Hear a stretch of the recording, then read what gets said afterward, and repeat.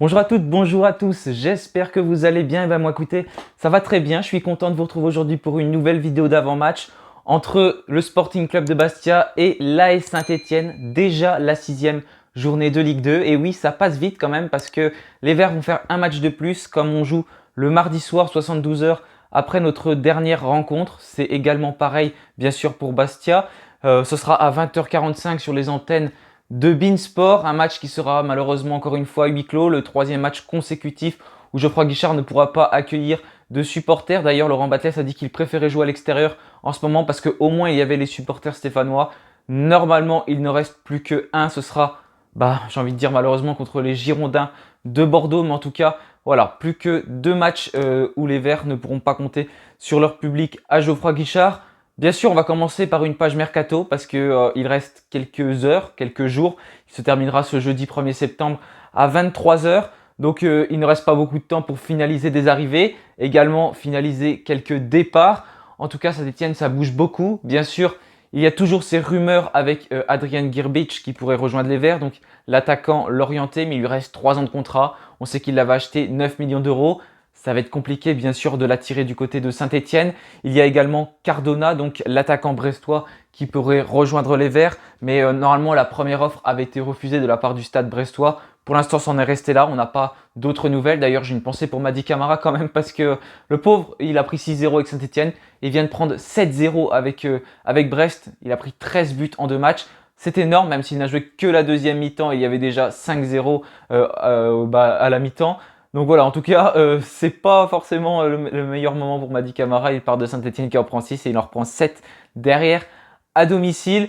Donc voilà pour les rumeurs d'arrivée qui ne sont pas concrètes pour le moment. Et il y en a d'autres qui sont plus concrètes. Déjà, on aurait deux joueurs l'orienté qui devraient arriver à Saint-Étienne.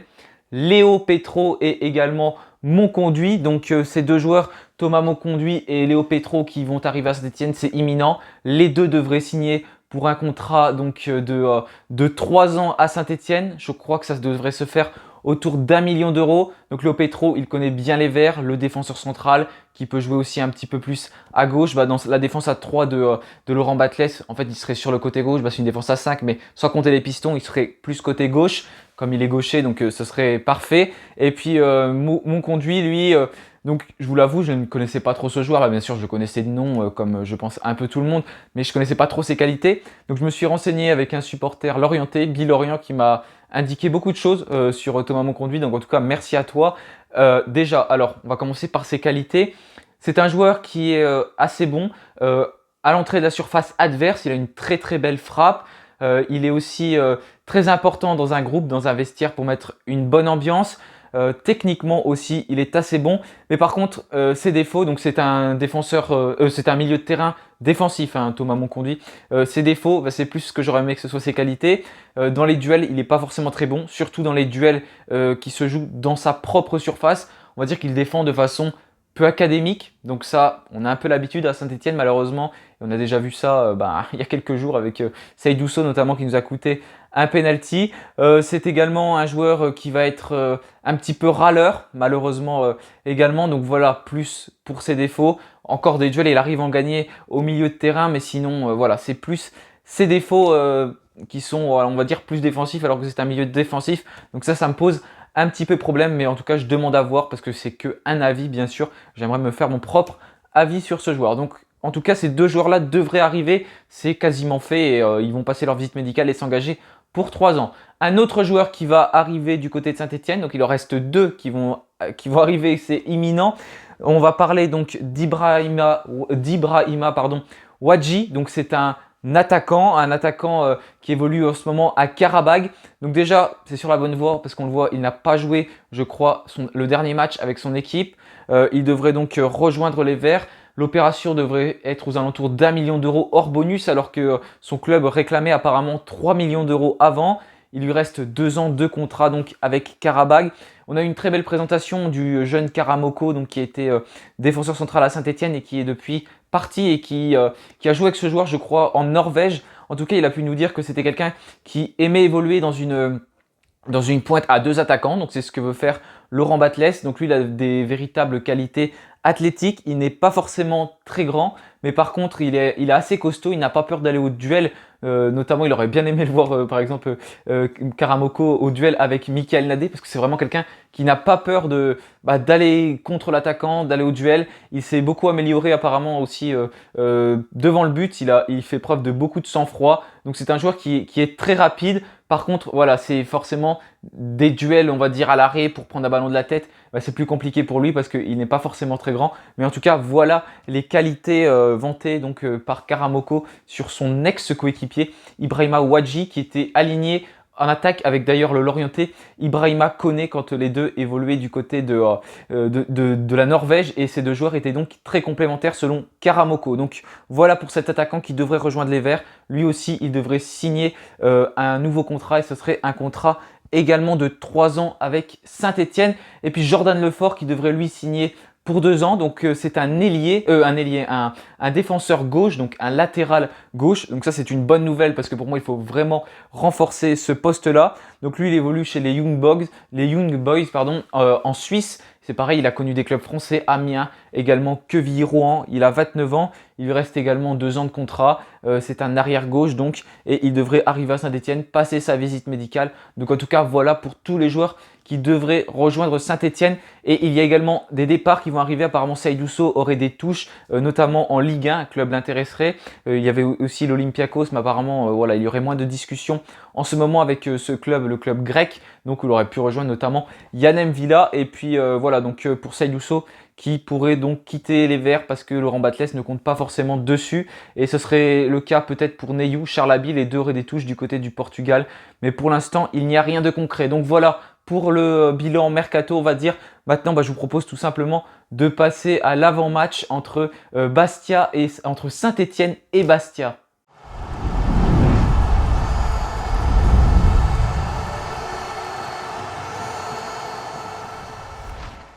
Alors comme d'habitude, j'ai mis les absents. J'ai cherché les absents du côté de Bastia, je n'ai pas du tout réussi à les trouver. Laurent Batles était en conférence de presse à midi, j'ai pas pu écouter sa conférence de presse, mais j'ai vu le résumé en tout cas. Donc malheureusement Victor Lobry, on sait il est sorti sur blessure autour de la 20e, 22e minute de jeu je crois, ce samedi donc contre Valenciennes.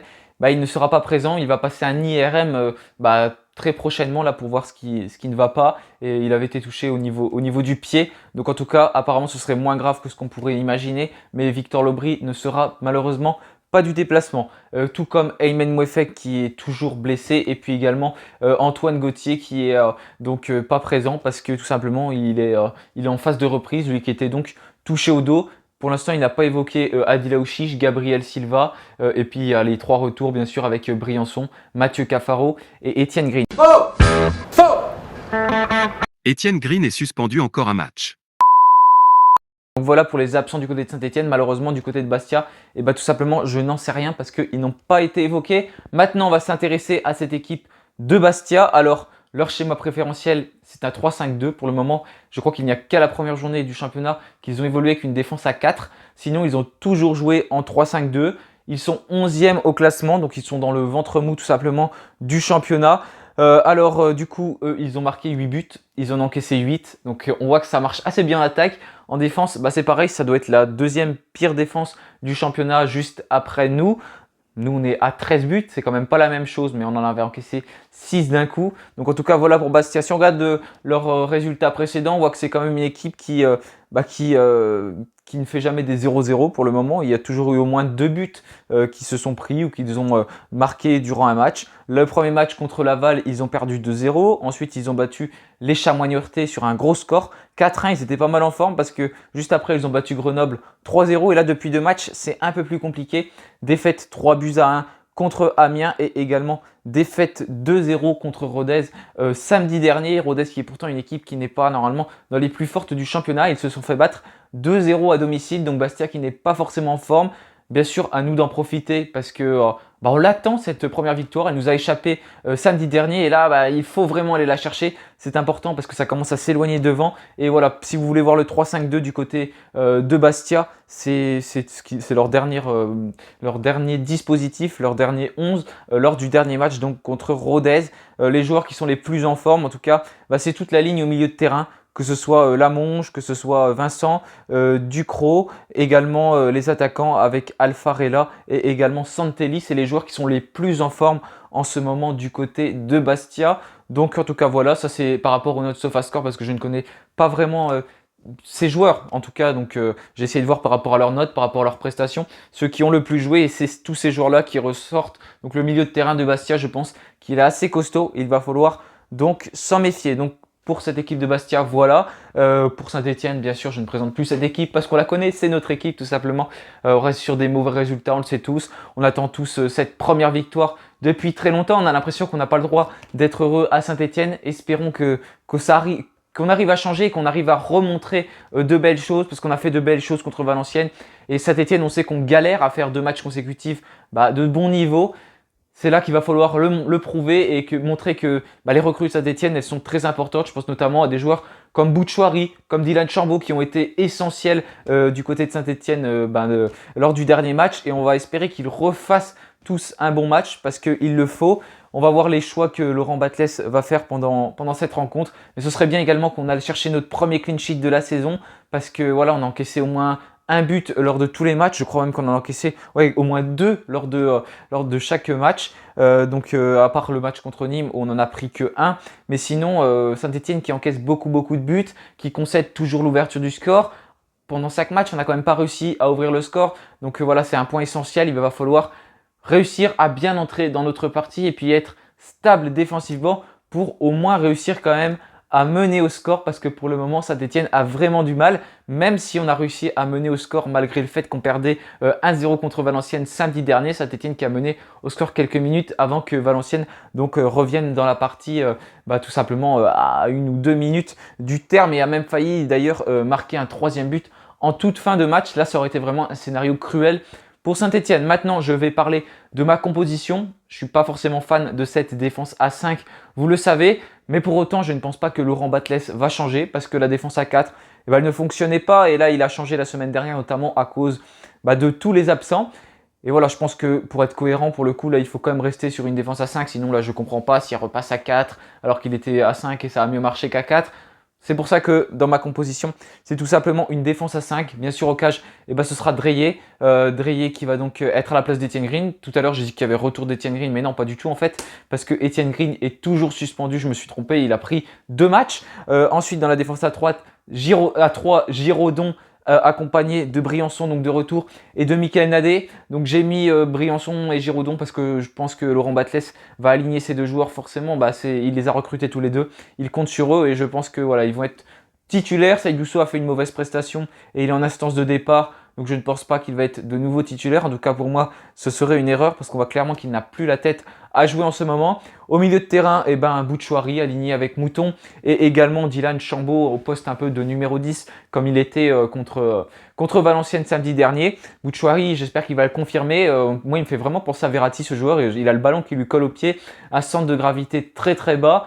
Franchement, voilà, j'ai bien aimé le premier match de Bouchouari. Espérons qu'il confirme. Faut pas s'enflammer parce que on connaît des milieux de terrain Saint-Etienne qui ont été très bons lors de leur premier match. Je pense à Neyou, on se souvient tous de son match contre Paris. Et malheureusement, derrière, Neyou, il s'est un peu effacé, même s'il avait quand même eu des autres prestations assez convaincantes. Mais petit à petit, Neyou, il n'est plus que l'ombre de lui-même. Aligné avec Mouton, j'espère qu'il va se rattraper de son dernier match. Parce que de toute façon, Lobry ne veut pas être titulaire. Mais Mouton, il a fait tellement des bonnes prestations que je pense qu'il n'y a pas de souci avec lui. Donc Dylan Chambaud, j'espère que pareil, il va confirmer, il a été excellent.